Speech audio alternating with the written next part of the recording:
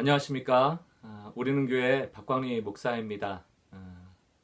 오늘은 인대인 스타터 제4강을 함께 나누는 시간을 갖도록 하겠습니다. 4강의 제목은 사람들 속에서 함께 살기, 사람들 속에서 함께 살기 라는 제목으로 이야기를 나누려고 합니다. 인대인 스타터 49페이지에 보시면 도입부 제가 제목으로 이렇게 정해봤습니다. 성육신의 영성으로 세상 속에서 살아가기. 성육신의 영성으로 세상 속에서 살아가기. 예수님이 이 땅에 오셔서 사람이 되셨고 또 사람과 함께 더불어 살아가셨습니다. 예수님은 전능자의 전능함을 가지고 그저 먼 하늘에서 땅을 바라보시면서 구원을 선포하시고 선언하신 것이 아닙니다. 인간이 되셔서 인간과 똑같은 고통을 체휼하시고 동정하시고 공감하시고 그 아픔을 고스란히 느끼시는 그 십자가에서 돌아가시죠. 성육신이라는 말을 잘 아실 것입니다. 이 성육신이라는 말은 실제 몸으로 오셨다라는 라틴어에서 나온 말입니다. 가현설과 같이 하나님이 인간처럼 보인다거나 영으로 오셨지만 인간의 몸을 잠시 빌리셨다거나 이런 것이 아닙니다. 예수님이 친히 인간이 되셔서 사람의 몸으로 이 땅에 오신 것을 우리가 성육신이다라고 말을 하죠. 그것도 너무나도 천하고 낮은 곳으로 오셨습니다. 인간 세상에 하나님이 오셨다는 것만 해도 어찌 보면 큰 고통이실 수 있는데 십자가에 죄인의 모습으로 죽으시기까지 우리를 사랑하신 그 예수님의 사랑이 이 성육신에 고스란히 녹아져 있는 것이죠. 그 도입부를 제가 한번 읽어보겠습니다. 높은 곳에서 낮은 곳으로 오신 예수님은 이 땅을 살아가는 방식에서도 성육신을 실천하셨다. 예수님의 시선은 늘 낮은 곳에 있었고 낮은 방향을 향하여서 걸어가셨다. 온 우주의 왕이셨죠. 온 만물을 주관하시는 주관자셨고 창조자셨습니다. 그럼에도 불구하고 한낱 인간의 발을 닦으시는 수고도 마다하지 않으셨습니다. 결국 죄인의 모습까지 내려가시고 세상의 중심부가 아니고 이스라엘 그 예루살렘 화려한 성에서도 아니고 영문 밖에서 버려지듯 십자가에 죽음을 당하셨습니다. 왜 이러셔야만 됐을까? 예수님은 인간이 되셔서 인간의 죄를 동일하게 뒤집어 쓰시고 그 죄의 대가를 대신하여 받으셨어야만 되기 때문에 인간이 되실 수밖에 없었습니다. 왜 이런 방법을 택하셨는지 우리는 알 수 없어요. 신비죠. 그러나 하나님의 사랑의 방식을 이 성육신을 통하여 십자가의 죽음을 통하여 우리에게 보여주신 것입니다. 그러므로 우리가 제자의 길을 쫓아간다는 것, 예수를 닮아간다는 그 신앙의 여정은 나의 만족과 나의 유익을 위한 길이 아닙니다. 그리스도인은 늘 순례자의 길을 걸어가죠. 베드로전서에서 그 주제처럼 이야기하고 있는 단어가 뭡니까? 나그네. 이 땅이 전부가 아니라는 것입니다. 여기에 정착지로 여기고 살아가는 자들이 아니라는 것입니다. 예수님이 이 세상에 오셔서 늘 소외된 자를 향하여 혹은 약한 자들을 향하여 아픈 자들을 향하여 낮은 곳으로 발걸음을 하셨던 것처럼 우리에게 요구되어지는 삶의 여정도 낮은 방향이죠. 예수님이 그곳으로 우리를 초청하시는 것입니다. 자기의 십자가를 지고 십자가를 잊지 말고 내가 걸어갔던 십자가의 길을 너도 동일하게 걸어오기를 원하시는 것입니다. 인대인 스타터 50페이지에 보시면 예수님의 성육신적인 삶의 의미, 그 메시지가 나에게 주는 그 의미와 메시지는 무엇인가? 잠시 영상을 멈춰놓고 한번 고민하시고 정리해 보시면 좋을 것 같아요. 예수님이 왜 성육신하셨을까? 이유가 있을 것 아닙니까? 우리에게 주는 메시지가 있을 것 아닙니까? 한번 여러분 깊이 묵상해 보시면 좋을 것 같아요. 계속해서 인대인 스타터 50페이지에 보면 영국의 신학자 또 선교사로 잘 알려져 있는 레슬리 뉴 비긴의 글귀를 인용했습니다. 제가 한번 읽어보겠습니다. 교회는 사람들을 세상으로부터 불러내 종교적 안전지대에 거하게 하려고 존재하는 것이 아니다. 교회는 사람들을 세상으로부터 불러내 종교적 안전지대에 거하게 하려고 존재하는 것이 아니다. 그렇다면 교회의 목적이 무엇일까? 그 다음 구절에 나옵니다. 불러낸 그들을, 하나님이 부르신 그들이죠, 다시 하나님의 왕권을 수행하는 대리인으로 세상에 보내기 위해 존재한다. 그러니까 교회는 부름받은 자들의 모임이에요. 그 성도들의 모임입니다. 그러나 그 모임 목적이 분명하죠. 하나님이 우리에게 하나님의 자녀 되게 하시고 제사장으로서의 특권을 주셨을 뿐만이 아니고 이제 그 특권처럼 보여지는 제사장직, 하나님의 자녀로서 세상에 나가서 예수의 복음을 전하고 어둠 가운데 있는 자를 빛으로 인도하는 그 역할을 감당하라고 교회를 세우시고 교회 공동체를 만드셨다는 의미입니다. 예수님도 똑같이 제자들을 향하여 또 우리들을 향하여 말씀하시죠. 요한복음 20장 21절 말씀입니다. 예수께서 또 이르시되 너희에게 평강이 있을지어다. 아버지께서 나를 보내신 것 같이 나도 너희를 보내노라. 성경 안에 보면 하나님이 부르셨던 수많은 사람들은 그저 하나님이 부르셔서 복 주셔서 특권처럼 선민처럼 삼으시고 이 땅에서 잘 먹고 잘 살아라, 그 복을 누리고 살아라 라고 하신 적이 없더라고요. 대부분 부르심 받은 사람들 아니죠. 전부는 다 다시금 보내심을 받았습니다. 소명을 덧입고 역할을 덧입고 보내심을 받았죠. 선지자가 그러했고 예수님이 그러하셨습니다. 예수님도 하늘의 보좌를 버리고 이 땅에 오신 이유가 있잖아요. 그 이유가 우리에게도 동일하게 적용되는 것입니다. 아버지께서 예수님을 보내신 것 같이, 똑같이 예수님도 너희를 보내노라. 그러므로 너희도 나처럼 하나님께 순종하며 너희에게 주신 그 소명을 잘 감당할 것에 대한 이야기를 하시는 것이죠. 요한복음 20장 21절 말씀에서 가장 중요한 키워드는 바로 같이라는 단어입니다. 예수님의 성육신의 영성을 우리도 똑같이 본받아서 세상으로 보냄받은 성육신의 영성을 가지고 살아가도록 부름받고 있는 것이죠. 인덴스타트 50페이지 아랫단에 보시면 적용점이 있습니다. 한번 여러분 또 한번 질문에 대해서 고민해 보세요. 읽어보겠습니다. 우리 역시 예수님처럼 세상으로 보내심을 받았다면 지금 나는 누구에게 가야 할까? 누구에게 보냄을 받았을까요? 어디로 보냄을 받았을까요? 다시 한번 떠오른 대로 정리해 보시고 혹시 함께 있는 분이 계시다면 나누어 보셔도 좋을 것 같습니다. 신앙은 실천하는 것입니다. 성육신의 영성, 예수님이 이 땅에 오신 것 지식적으로 알고 참 불쌍하다, 힘드셨겠다, 고난 당하셨으니까 아프셨겠다, 덕분에 나는 은혜 받고 천국 가게 됐네. 여기서 멈춰지면 그거는 50점짜리 신앙이죠. 그러나 예수님께서 우리를 세상으로 보내신다는 것을 깨닫고 그렇다면 누구에게 어디로 보냄을 받았나, 나에 대해서 그 부분을 성찰할 때 비로소 우리는 신앙이 50점에서 60점, 70점, 80점, 90점 성장하고 성화되어질 줄 믿습니다. 오늘 이 세상 속에서 함께 살기라는 4강의 주제에 맞는 우리 성경의 이야기들을 몇 가지 살펴보기를 원합니다.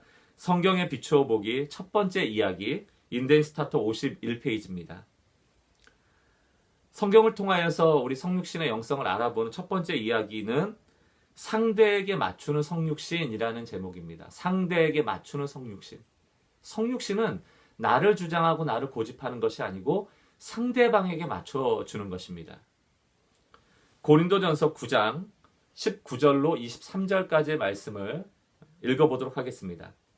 여러분들 성경을 가지고 함께 따라오시고요. 또 전체를 읽은 다음에는 여러분 또 영상을 멈춰놓고 여러분 스스로 한두 번 더 읽으시면서 묵상해 보시면 좋을 것 같아요.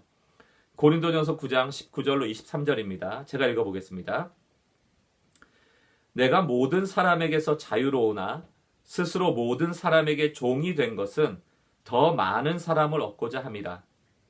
유대인들에게 내가 유대인과 같이 된 것은 유대인들을 얻고자 함이요 율법 아래 있는 자들에게는 내가 율법 아래 있지 아니하나 율법 아래 있는 자같이 된 것은 율법 아래 있는 자들을 얻고자 함이요 21절 율법 없는 자에게는 내가 하나님께 율법 없는 자가 아니요 도리어 그리스도의 율법 아래 있는 자이나 율법 없는 자와 같이 된 것은 율법 없는 자들을 얻고자 함이라. 22절 약한 자들에게 내가 약한 자와 같이 된 것은 약한 자들을 얻고자 함이요 내가 여러 사람에게 여러 모습이 된 것은 아무쪼록 몇 사람이라도 구원하고자 함이니 23절 내가 복음을 위하여 모든 것을 행함은 복음에 참여하고자 함이라. 아멘. 여러분 영상을 멈춰놓고 한두 번 더 묵상해 보세요. 그리고 첫 번째 질문에 한번 답을 해보시기 바랍니다. 첫 번째 질문이 무엇입니까? 사도 바울은 다른 사람에게 맞추어 스스로를 변화시켰다. 그 이유가 무엇인가? 사도 바울은 그리스도의 율법을 가진 자였지만 율법이 없는 자에게는 율법 없는 자를 얻기 위하여 율법 없는 자처럼 했고요. 또 유대인들에게는 유대인처럼, 이방인들에게는 이방인처럼, 약한 자들에게는 약한 자처럼 여러 사람에게 여러 모습이 된 이유가 뭐라고 되어 있습니까? 23절 보니까 아무쪼록 어쨌든 내 소명이 보냄받은 소명이 영혼을 구원하러 보낸 일이니 그 영혼 구원을 위해서라면 나는 나의 모습을 강요하거나 고집하지 않고 상대방의 모습에 맞추어 살아갈 것을 결단하는 것 아니겠습니까? 그러면서 23절 결론에 뭐라고 되어 있습니까? 내가 복음을 위하여 복음에 참여한다. 다시 말하면 예수님이 하나님께 보냄받은 것과 같이 나도 예수님의 삶에 참여하겠다. 이 뜻입니다. 52페이지로 넘겨보시면 오늘 고린도전서 15장에 대한 적용 질문이 되겠습니다. 고린도전서 9장입니다. 예. 여러 사람에게 여러 모습이 된다. 여러 사람에게 여러 모습이 된다. 이것을 어떻게 이해할 수 있을까요? 또 나는 그 여러 모습을 어떻게 실천할 수 있을까요? 한번 여러분 곰곰이 생각해 보자고요. 우리 가정에서도 남편으로서 아내가 나와 똑같지 않아요. 우리 자녀들 똑같지 않아요. 아내로서 남편을 볼 때 참 다른 게 많고 때로는 안 맞는 것도 많죠. 가정 안에서뿐만이겠습니까? 뭐 친척들 만나면 더 하고요. 직장에 가면 직장 동료들 참 나랑 코드가 안 맞고 내 생각과 달라. 이런 사람들이 너무너무 많아요. 때로는 그냥 저 사람하고는 상관 안 하고 사는 게 좋겠다. 그냥 조용히 피하고 살면 좋겠다. 이럴 때도 많죠. 그런데 하나님께서는 바로 그 사람을 위하여 혹시 나를 보내셔서 복음으로 예수께로 초대하고자 하는 초청의 메신저가 아닐까요? 사랑하는 성도 여러분, 도대체 여러 모습이 된다는 게 무엇일까요? 한번 여러분 깊이 고민해 보시기 바랍니다. 지금 교회 안에서 여러분 다툼이 있습니까? 교회 안에서 지금 관계적인 갈등이 있어요. 왜 그런 일이 일어났을까요? 그 안에 해결의 노력은 있습니까? 내가 그 사람의 모습이 되려고 애쓰는, 이해하려는, 공감하려는 마음이 있습니까? 오늘 주님께서 그 말씀을 하고 있는 것입니다. 영상을 잠시 멈춰놓고 다시 한번 묵상하고 그 사람이 떠오른다면 기도하셔도 좋을 것 같아요. 그 사람을 위하여 축복하며 기도합시다. 첫 번째 이야기의 결론부 인데이 스타트 52페이지 중간 부분입니다. 제가 한번 결론을 읽어보겠습니다. 그리스도인들이 종종 저지르는 실수 중 하나가 일방적인 소통이다. 다시 말해 상대방을 가르치려는 자세로 대화하는 습관이다. 우리 참 이거 많잖아요. 선민의식, 또 다른 종류의 선민의식. 나는 예수 믿고 나는 하나님의 자녀고 너는 예수도 모르고 하나님 밖에 있는 마치 마귀의 자식이니까 내 말 잘 들어. 내가 가르쳐 줄게. 나는 이렇게 해서 구원받았어. 언제 우리가 우리의 공로로 우리의 자격으로 우리가 잘해서 구원받았습니까? 우리 역시 못났죠. 추악했죠. 더러웠죠. 어둠에 거했죠. 은혜로 끄집어 내오신 것 아닙니까? 은혜가 덮지 못할 죄는 없습니다. 하나님이 변화시키지 못할 사람도 없습니다. 우리가 이 믿음이 필요하거든요. 그런데 우리가 자꾸 가르치려 들어요. 내가 역사하려고 해요. 여러분 그 자세를 내려놓으셔야 됩니다. 인대인은 중요한 정신이 하나 있는데 바로 제사장은 하나님과 그 사람을 잘 연결하는 다리가 되는 것이지 내가 끼어서 내가 역사하면 안 됩니다. 내가 변화시키는 게 아니고요. 내가 구원을 일으키는 주체가 아닙니다. 우리는 예수의 형상을 닮은 삶을 통하여 그들이 하나님께 관심 갖도록 하는 데까지예요. 그들이 하나님을 만날 수 있도록 소개하는 데까지입니다. 그러므로 일방적인 대화는 피하셔야 되죠. 계속해서 읽어보겠습니다. 가르치려는 태도로 대화하는 습관은 세상 사람들에게 매우 무례한 기독교라는 인상을 줍니다. 기독교 신앙을 무조건 받아들이라고 상대방에게 강요할 때가 많기 때문이죠. 상대방의 생각도 그 의견도 존중하고 공감해야 합니다. 그리고 충분히 공감해준 다음에 그 상대방에게 이제 성경을 이야기해야죠. 여봐요, 철이 엄마 혹은 뭐 철수 아빠, 너무너무 공감이 됩니다. 이해가 됩니다. 그런데 성경을 보니까 이런 이야기가 있더라고요. 성경을 근거해서 내가 살아보니까 그 어려울 때 이렇게 좀 넘어갈 수 있더라고요. 그들에게 나도 어려웠을 때 어떻게 넘어갔는지를 소개해야죠. 그러기 위해서는 공감이 필수적입니다. 공감은 불신앙이 되라는 뜻이 아니에요. 내가 가진 신앙을 꺾으라는 얘기가 아닙니다. 진일보하기 위해서, 그 사람을 예수께 소개하기 위해서는 그 사람의 이야기를 경청해야 된다는 것입니다. 더 읽어보겠습니다. 복음은 나의 논리와 확신과 언변술로 설득하는 것이 아니다. 오직 성령님의 역사와 은혜로만 전해진다. 이를 기억하고 우리는 겸손한 제사장의 역할을 감당해야 한다. 제가 언젠가 길거리 가다가 어떤 분이 이렇게 옆에 오셔가지고 갑자기 도를 아십니까? 이렇게 물어보는 거예요. 그러면서 제 인상이 안 좋다고 뭐 조상 중에 뭐 문제가 있어서 그 애군이 꼈다, 어둠이 꼈다. 그래서 제 얼굴이 어둡대요. 그러면서 잠깐 카페 가서 이야기할 수 있냐고 저를 이렇게 말을 걸어오더라고요. 제가 그 말 걸어온 그 사람이, 도를 아십니까? 그 사람이 정말 표정이 밝고 너무너무 화사하고 정말 기쁨이 넘치고 그런 표정이었으면 한번 따라가 봤을 것 같아요. 근데 저를 도를 아십니까? 라고 초대한 그 사람 얼굴이 죄송합니다, 그냥 똥 씹은 얼굴이더라고요. 그 사람 얼굴이 너무 어둡더라고요. 도를 아십니까? 저기 가면 나도 저렇게 어두워지겠구나. 안 가게 되는 거예요.